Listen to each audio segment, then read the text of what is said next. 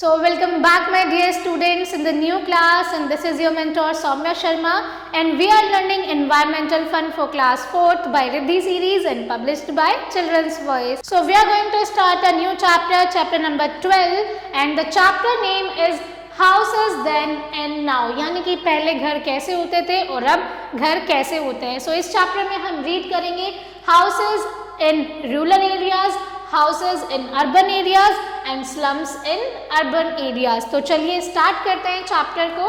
There are three basic needs of human beings. Human beings की 3 basic needs होती हैं. First, food, clothes and a house to live in. A house protects us from heat, cold, rain, thieves, bad weather and wild animals. जो house है वो हमें protect करता है बहुत सारी चीज़ों से. A house is the home where we keep our belongings and live with our loved ones. तो सबसे पहले बात करेंगे हाउसेज इन रूरल एरियाज, यानी कि रूरल एरियाज में जो हाउस हैं वो कैसे होते हैं. In the earlier times people built very simple houses. पहले समय में लोग बहुत ही सिंपल से घर बनाते थे. Most people at that time lived in villages and built कच्चा हाउसेज, क्योंकि बहुत सारे लोग गाँव में रहते थे और वो लोग कच्चे घर बनाते थे. These kutcha houses did not cost much. कच्चे हाउस की जो कॉस्ट है वो बहुत ही कम होती थी. The houses were made of mud, straw, dried leaves etc with hatched roof. वहीं पर अब वो कैसे बनाते थे कच्चा घर? मिट्टी से बनाते थे, कुछ स्ट्रॉ यूज करते थे, सूखी पत्तियां यूज करते थे. These kutcha houses are also called huts. अब इन कच्चे घरों को हम क्या बोलते थे? हट्स भी बोलते थे. They are not very strong and are temporary. वो बिल्कुल भी स्ट्रॉन्ग नहीं होती थी, यानी कि मजबूती से नहीं बनी होती थी, बहुत ही टेम्पररी हट्स होती थी. They usually have one room. केवल उनके पास एक ही रूम होता था. Most villages use mud and cow dung to coat the walls of their huts. फिर वहीं पर जो गांव के लोग होते थे अपनी हट्स को सेफ रखने के लिए क्या करते थे? वॉल्स को काउ डंग से या फिर मिट्टी से कवर करते थे. People who were well off lived in big houses called havelis. वहीं पर जो बहुत ही रिच लोग होते थे तो वो जिस घर में रहते थे उसे हम हवेली कहते थे. Space was not a problem those days. उस समय पर स्पेस की कोई भी प्रॉब्लम नहीं थी. So most of the people build single storeyed houses. इसीलिए लोग केवल सिंगल स्टोरी के घर बनाते थे. The people use limestone, would stone chips and mud bricks. वहीं पर लोग क्या यूज करते थे? लाइमस्टोन, वुड यूज करते थे और मड ब्रिक्स को यूज करते थे, यानी मिट्टी से बनी हुई ईंटों को यूज करते थे. Most houses had a central courtyard और आंगन around which rooms were built. तो उनके सेंटर में क्या होता था? घर के एक आंगन होता था. It was a place for children to play, women to work and elders to chat. वो एरिया किस लिए होता था? बच्चों के खेलने के लिए, women's के काम करने के लिए और बड़े लोगों के लिए बातचीत करने के लिए होता था. There was a well or hand pump in the आंगन for water. और वहीं पर आंगन में पानी के लिए एक हैंड पंप भी होता था या फिर कुआं होता था. People lived in joint families and helped each other. वहीं पर लोग joint family में रहते थे, एक दूसरे को हेल्प करते थे. These house had thick walls and high ceilings. इनकी जो ceilings होती थी बहुत high होती थी. These thick walls and high ceiling kept the house cool even in summers. इसीलिए गर्मियों में भी जो घर था उनका बहुत ही ज़्यादा ठंडा रहता था. People did not use air conditioners, air coolers or even fans as we do today. पहले समय में लोग बिल्कुल भी AC का यूज़ नहीं करते थे, ना ही उनके पास कूलर्स होते थे, इवन पंखे भी नहीं होते थे. The kitchen was far away from the living room so that smoke did not enter the rooms. वहीं पर जो किचन है रूम से बहुत ज़्यादा दूर होती थी, जिससे किचन से निकलने वाला धुआं कमरों तक ना पहुँचे. नाउ अब हम बात करेंगे हाउसेज इन अर्बन एरियाज. अब अर्बन एरियाज में जो घर है वो कैसे होते हैं? Houses in urban areas are more durable and stronger than the houses in rural areas. वहीं पर अब जो आपके अर्बन एरियाज में घर हैं वो बहुत ही ज़्यादा स्ट्रॉन्ग होते हैं, लॉन्ग लास्टिंग होते हैं अगर कंपेयर किया जाए रूरल एरियाज के घरों से. दीज आर परमानेंट और पक्का हाउसेज. इन्हें या तो हम परमानेंट हाउस कहते हैं या फिर पक्का हाउस कहते हैं. They are made of baked bricks, iron, cement, concrete and asbestos and etc. Tiles and marbles are used for making floor and walls are made of bricks plastered with a mixture of cement and sand. वहीं पर आजकल फर्श पर तो लोग tiles लगाते हैं, फर्श कंक्रीट और सीमेंट से बना हुआ होता है, वहीं पर वॉल्स भी उनकी सीमेंट से ही प्लास्टर होती हैं।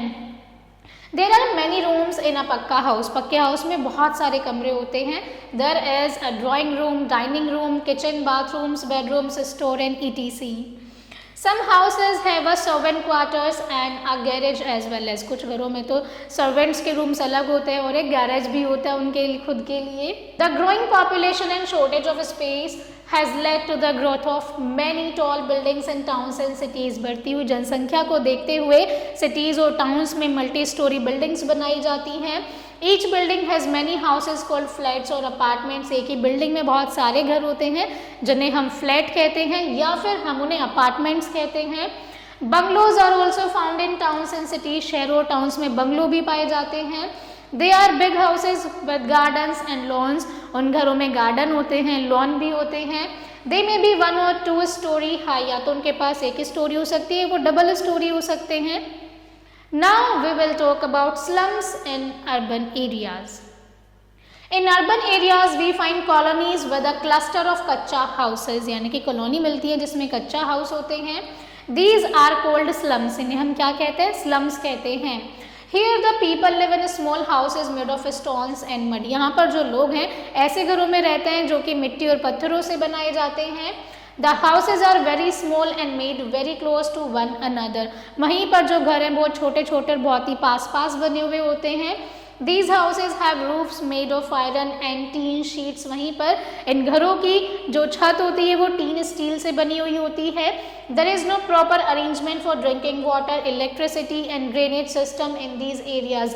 ऐसे क्षेत्रों में न ही पानी निकासी का कोई फैसिलिटी होती है, न ही बिजली की व्यवस्था होती है, तो कोई भी प्रॉपर अरेंजमेंट्स नहीं होते हैं। The living conditions in these areas are not hygienic, लेकिन यहाँ का जो लिविंग स्टैंडर्ड है वो बिल्कुल भी हाइजीनिक नहीं होता है। The government is trying its best to improve the condition of the slum dwellers, यानी कि वहीं पर जो गवर्नमेंट है वो पूरी कोशिश कर रही है कि ऐसे एरियाज की जो कंडीशन है उसे थोड़ा इम्प्रूव किया जाए। Government is providing low-cost homes to these dwellers. The government is trying to provide every person a right to decent life. वहीं पर जो सरकार है वो अपनी तरफ से पूरी कोशिश कर रही है कि ऐसी जगहों पर रहने वाले लोगों को वो बहुत ही कम कॉस्ट पर उन्हें घर प्रोवाइड करा सके और उनकी जो कंडीशन है वो उसमें सुधार आ सके। So most houses have a central courtyard or an आंगन, यानी कि बहुत सारे घर ऐसे होते हैं जिनमें या तो एक कोर्टयार्ड होता है या फिर उनके पास एक आंगन होता है सेंटर में। Now coming to the next one,